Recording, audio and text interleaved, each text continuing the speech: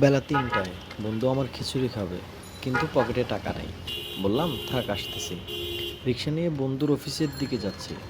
বাইরে প্রচুর বৃষ্টি হচ্ছে। তো 10 মিনিটের মধ্যে পৌঁছে গেলাম। বন্ধুকে ফোন দিচ্ছি, তার দেখা নেই। এই যে দেখেন, চোরের মতো কেমনে তড়িঘড়ি করে আসছে।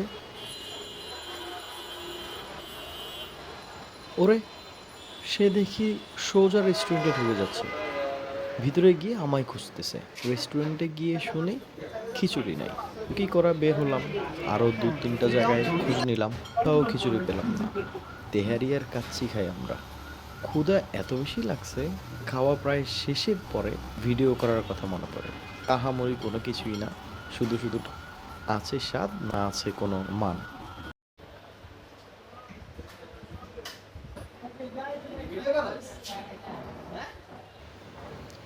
পরে রাতে এলাকায় আজিজের দোকানে বসে ফুচকা অর্ডার দিয়েছি, ফুচকা খাবো। হুট করে দেখি বন্ধু আমার হাজির।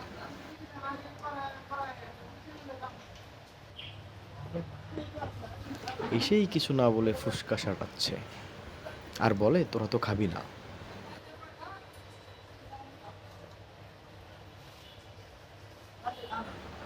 তো ভাগে আর কিছুই জুটলো না। তোরা খাইছত না? একেবারে ভালো ছিল।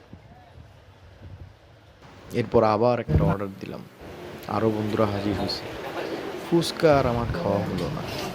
হ্যাঁ, এমন বন্ধু থাকলে গরিব হতে সময় লাগবে না।